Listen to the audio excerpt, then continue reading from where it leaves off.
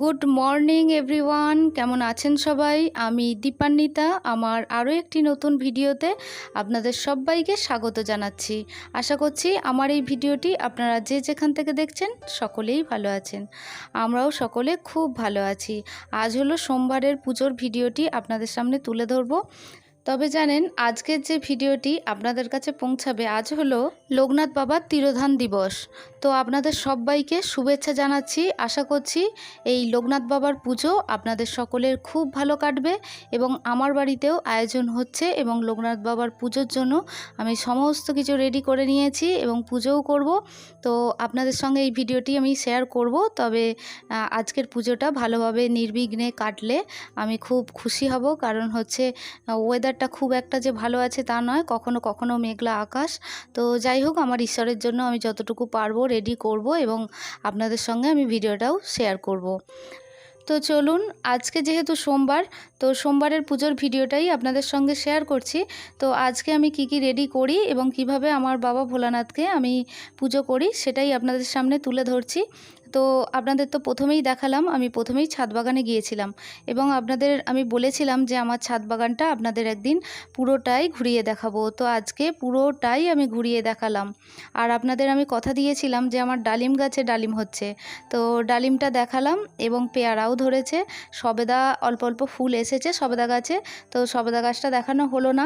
আর bell গাছেও কচি কচি পাতা এসেছে। কি যে ভালো লাগছে যে কি বলবো। আমার ভালো লাগাটা আপনাদের সঙ্গে শেয়ার করলাম। কেমন লাগছে আমার ছাদ বাগানটি অবশ্যই বলবেন। তবে আমার পুজোর ভিডিওর পাশাপাশি আপনারা আমার ছাদ বাগানটাও দেখতে ভীষণ পছন্দ করেন এবং অনেকেই আমার ছাদ বাগানটা শেয়ার করতে বলেন। তো সব সময় তো সেটা হয়ে ওঠে না। তো আজকে কিছুটা সময় পেয়েছিলাম, তাই ছাদ বাগানটা ঘুরিয়ে দেখালাম। আর আজকে অজস্র ফুল হয়েছিল আমার ছাদ বাগানে। তো চলুন, আপনারা তো দেখতেই পাচ্ছেন আমি ছাদ বাগান থেকে অনেকক্ষণ চলে এসেছি এবং পুজোর সমস্ত কিছু আমি রেডি করে নিয়েছি এবং বাবা ভোলানাথকে পুজো করার জন্য আমার সমস্ত কিছু পুজোর যে থালাটা, মানে আজকে আমার শিব ঠাকুরকে পুজো করার জন্য আমার যে যে জিনিসপত্রগুলো লাগবে, বেলপাতা, আকন্দ ফুল এবং যে ফুলগুলো আমার বাবা ভোলানাথকে আমি দিলে বাবা ভোলানাথ অত্যন্ত প্রসন্ন হয় এবং সন্তুষ্ট হয়, তো সেই থালাটা আমি আগে রেডি করে নিয়েছি। রেডি করে নেবার পর আমি একটু জল প্রস্তুত করেছি। তো তারপরে আমি বাবা ভোলানাথকে, আপনারা তো দেখতেই পাচ্ছেন, আমি ঘি মধু দিয়ে ভালো করে মাখিয়ে নিয়ে আমার বাবা ভোলানাথকে আমি স্নান করিয়ে নেব এবং স্নান করাবার সময় মন্ত্র পাঠ করছি, ওং নমঃ শিবায়, ওং নমঃ শিবায়, ওং নমঃ শিবায়। তো বাবা ভোলানাথকে আমি স্নান করাবার পর আমি যে পাত্রে আমার বাবা ভোলানাথকে আমি রাখি, তো সেই পাত্রেই আমি ভালো করে ওং এঁকে নিচ্ছি, আপনারা তো দেখতেই পাচ্ছেন। তারপর বাবা ভোলানাথ এবং আমার নন্দী মহারাজ এবং যে ত্রিশূলটা আছে ওটা দিয়ে দিলাম। এরপর আমি একটা আকন্দের মালা গেঁথে নিচ্ছি আমার ছাদ বাগানের ফুল দিয়ে। তো চলুন আমি মালাটা গাঁথতে থাকি আর আপনাদের সঙ্গে বেশ কিছু কথা বলে নেওয়া যাক। তো আপনারা অনেকেই আমার এই ভিডিওটি পছন্দ করছেন এবং ভালোবেসে প্রথম থেকে শেষ পর্যন্ত দেখছেন। তাদের জন্য বলবো এবং রিকোয়েস্টও করব যে প্লিজ একটা লাইক করে দেবেন, কারণ আপনারা ভিডিও শেষে লাইক দিতে ভুলে যাচ্ছেন এবং চ্যানেলটি সাবস্ক্রাইব করতেও ভুলে যাচ্ছেন। তো আবারও রিকোয়েস্ট করব, আমার যারা নতুন বন্ধু এবং আমার চ্যানেলটি নতুন করে ভিজিট করছেন তাদের জন্য বলবো যে আমার ভিডিওটি যদি ভালো লেগে থাকে চাইলে আমার চ্যানেলটি সাবস্ক্রাইব করে আমার পাশে থাকতে পারেন। অলরেডি যারা আমার চ্যানেলটি সাবস্ক্রাইব করছেন বা করে রেখেছেন তাদের জন্য জানাই অসংখ্য ধন্যবাদ এবং অনেক ভালোবাসা। তো এরপরে আপনারা তো দেখতেই পাচ্ছেন আমি আমার বাবা ভোলানাথকে আমি তিলক পরিয়ে দিলাম এবং আমার যে মালাটা আমি গেঁথে রেখেছিলাম তো সেটাও আমার বাবা ভোলানাথের গলায় আমি পরিয়ে দিলাম। তবে কি জানেন তো, ছাদ বাগানের ফুল থেকে আমি যখন মালা গেঁথে আমার নিজের হাতে আমি আমার ঈশ্বরকে পরাতে পারি, তো তখন যে আমার কি ভালো লাগে সেটা আমি বলে বোঝাতে পারবো না। আর এটা আমার ছাদ বাগানেই আমি যে বেলপাতা গাছটি বসিয়েছিলাম সেই বেল গাছ থেকেই আমি পাতা তুলে এনে আমার ঈশ্বরকে আমি নিবেদন করলাম। এরপর বেলি ফুল এবং আমার ঈশ্বর যেগুলো আমার পছন্দ করেন, মানে আমার বাবা ভোলানাথ, সেই ফুলগুলোই আমার ঈশ্বরকে আমি নিবেদন করলাম। তবে আমার গত ভিডিওতে আমার সম্ভবত নাম মনে পড়ছে আয়ক সাহা, তো ভাই কমেন্ট করেছিল যে যেন আমি বাবা ভোলানাথকে জবা ফুল না দিই। তো আয়োগ তোমাকে আজকে বলে দিই, আমাদের যে বাবা ভোলানাথকে মানে যে শিবলিঙ্গ আমি পুজো করি, তো সেই শিবলিঙ্গের মধ্যে ব্রহ্মপীঠ, বিষ্ণুপীঠ এবং শিবপীঠ, তার মধ্যেও আছে গৌরীপীঠ। সেই গৌরী মায়ের উদ্দেশ্যেই আমি কিন্তু জবা ফুল দিই।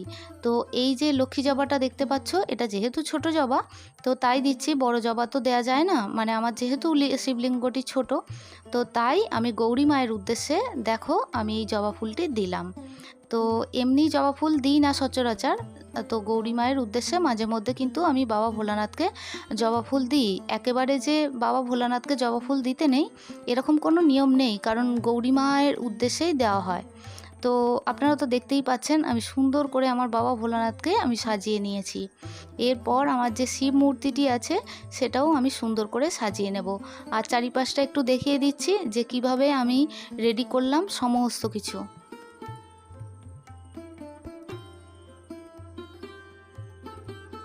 তো এরপর আমি সন্ধ্যা পুজো দেওয়ার জন্য ঘটিটা যেরকম প্রতিদিনকার মতো আমি রাখি ওই কর্নারে তো রেখে দিলাম। এরপর আমার বাবা ভোলানাথকে আমি বেদিতে তুলে দিচ্ছি। এরপর আমি আমার যে শিব মূর্তিটি আছে তো শিব মূর্তিটিও আমি সুন্দর করে সাজিয়ে নেব।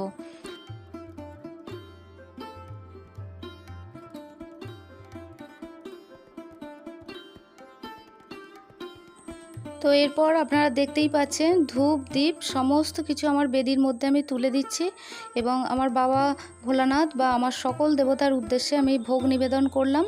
তো করার পরে আমার যে শিব মূর্তিটি সেটাও আমি পছন্দ মতো বাবা ভোলানাথের যে যে ফুলগুলো পছন্দ সেই ফুল দিয়ে আমার ঈশ্বরকে আমি সাজিয়ে নিচ্ছি। এর পাশাপাশি আমার সিদ্ধিদাতা গণেশকেও আমি পুজো করে নেব এবং পায়ে ফুল অর্পণ করব। তো এর ফাঁকে আমি আমার মিষ্টি মিষ্টি কিছু বোনেদের কমেন্টগুলো পড়ে নেব। তো আমার প্রথমে আমি কমেন্ট পড়ব, আমার মিষ্টি একটি বোন শ্যামলীর কমেন্টটি পড়ব। তো শ্যামলী লিখেছে, তোমার ব্লগ দেখতে ভীষণ ভালো লাগে বোন, তুমি ভালো থেকো। তোমার মা লক্ষ্মীর শাড়ি পরানোটা খুব সুন্দর হয়েছে। তোমার ঘরের লক্ষ্মী সর্বদা যেন বিরাজমান হয়ে থাকে। তুমি তোমার ঠাকুরঘরটা কি ভীষণ সুন্দর করে সাজিয়ে রেখেছো। রাধে রাধে। অসংখ্য ধন্যবাদ, অনেক ভালোবাসা জানাচ্ছি ভিডিওর মাধ্যমে। এইভাবেই সময় পেলে তুমি আমাকে কমেন্ট করো। তবে আমি জানি তুমি আমার প্রায় অনেকগুলো ভিডিওতেই কমেন্ট করছো, আমি জানি তুমি আমাকে কমেন্ট করবে এবং তোমাকে আবারও জানাবো ভিডিওর মাধ্যমে অনেক ভালোবাসা, অনেক আদর। তো এরপরে আমার আরও একটি মিষ্টি বোনের আমি কমেন্ট পড়ে নেব। বোনের নাম মিনতি মণ্ডল। বোন লিখেছে, জয় মা লক্ষ্মীর জয়। অসংখ্য ধন্যবাদ, অনেক ভালোবাসা। তুমি আমাকে এত সুন্দর কমেন্ট করেছো আমার মা লক্ষ্মীকে নিয়ে, আমি ভীষণ খুশি হয়েছি। এরপরে বোনের নামটি আমি জানি না, তবে আমি আশা রাখবো পরবর্তী ভিডিওতে বোন যেন তার নামটি জানায়। তো বোনের কমেন্টটি আমি পড়ছি, নামটা তো জানি না, কোনো একটি আইডি থেকে করেছে। তো বোনের কমেন্টটি পড়ব। দিদিভাই, তোমার চ্যানেলে প্রথম এলাম, মা লক্ষ্মীকে ভীষণ ভালো লাগছে, তুমি কি সুন্দর করে পুজো করলে, ভিডিওটা খুব ভালো লাগলো, পাশে থাকলাম, মা লক্ষ্মীকে দেখে মন ভরে গেল। অসংখ্য ধন্যবাদ সোনা বোনটি, তুমি আমার অনেক ভালোবাসা নিও, ভিডিওর মাধ্যমে অনেক আদর জানাচ্ছি। আশা রাখবো পরবর্তী ভিডিওতে, মানে আমার এই ভিডিওটি তুমি যদি দেখে থাকো অবশ্যই তুমি তোমার নামটি জানিও, তাহলে আমি ভিডিওর মাধ্যমে তোমার নামটি নিতে আমার সুবিধা হবে। এরপরে আমার আরও একটি মিষ্টি বোন, তো মিষ্টি বোনের নাম শিখা। তো শিখা লিখেছো, আগের ভিডিওতে আমি যেহেতু বলেছিলাম যে আমি সংসার জীবনে আমি প্রবেশ করে সেইভাবে মানে পড়াশোনা করে কিছুই করতে পারিনি, তো তার উত্তরে তুমি লিখেছো, কষ্ট পেও না সোনা বোন, আমাদের মেয়েদের ভাগ্যটাই এরকম, কি করবে বলো, আমরা যখন সংসারে প্রবেশ করি তখন থেকেই আমাদের অনেক দায়িত্ব কর্তব্য চলে আসে, সেখানে কিছুই করার থাকে না, শ্বশুরবাড়ির সকলের দায়িত্ব। আমারও অনেক স্বপ্ন ছিল, পড়াশোনার ফাঁকে আমিও অনেক হাতের কাজ শিখেছি। তবে শিখা, তোমার কমেন্টটি আমি পড়েছি এবং তোমাকে কমেন্ট সেকশানের মাধ্যমে আমি রিপ্লাইও দিয়েছি। তবে সত্যিই এক জীবনে সমস্ত কিছু স্বপ্ন পূরণ হওয়া সম্ভব নয়, তবে আমার ব্যাপারটা একটু অন্যরকম জানো তো, কারণ আমি আমার পড়াশোনা করতে করতেই আমার বিয়ে হয়ে যায়। কারণ এই বিয়েটা হওয়ার পিছনেও একটা দুর্ঘটনা হয়েছিল আমার শ্বশুরবাড়িতে। কারণ আমরা আগে থেকেই আমাদের দুটো ফ্যামিলিই জানতো যে আমার সঙ্গেই আমার হাসব্যান্ডের বিয়ে হবে। যেহেতু আমার এপাড়া ওপাড়া বিয়ে হয়েছে খুব কাছাকাছির মধ্যে, আর আমার হাসব্যান্ড আমাদের বাপের বাড়ির খুবই চেনা মানুষ, আমার জেঠুর ছেলের সঙ্গে পড়তো। তো আমি জানতাম না যে আমার বিয়ে হবে এই বাড়িতেই। তো যাই হোক, আমার অনেক পরে আমি জানতে পেরেছিলাম এবং দেখাশোনার মাধ্যমেই সমস্ত কথা হয়েছিল। কিন্তু হঠাৎ করেই একটা দুর্ঘটনায় আমার দেওর মারা যায়। তো কখনো এই কথাটা শেয়ার করব ভাবিনি, অনেক কথা প্রসঙ্গে এসেছে। তো তারপরেও আমি ভাবিনি যে এই কথাটা আমাকে শেয়ার করতে হবে। তো আজকে আমি শেয়ার করছি। তো আমার দেওর হঠাৎ করে ট্রেন থেকে তাকে ঠেলে ফেলে দেওয়া হয়। সে বেলুড় মঠের স্টুডেন্ট ছিল। ১ মাস পরে চাকরি পাবে। তো তারপরেই তার ১৫ দিন লড়াই করার পর সে মৃত্যু হয়। তবে অনেক সংক্ষেপে বলছি, খুব একটা ডিটেলসে আমি যাচ্ছি না। কারণ এইসব কথা না বলতে গেলে সত্যিই ভীষণ কষ্ট হয়। তো সেই একটা দুঃসময়, সেই যে একটা থমথমে পরিবেশের মধ্যে আমার তখন বিয়ে হয়। কারণ আমার শ্বশুরবাড়িতে প্রয়োজন ছিল আমার। কারণ দেওর মারা যাবার পর পুরো ফ্যামিলিটা অন্যরকম হয়ে গেছিল।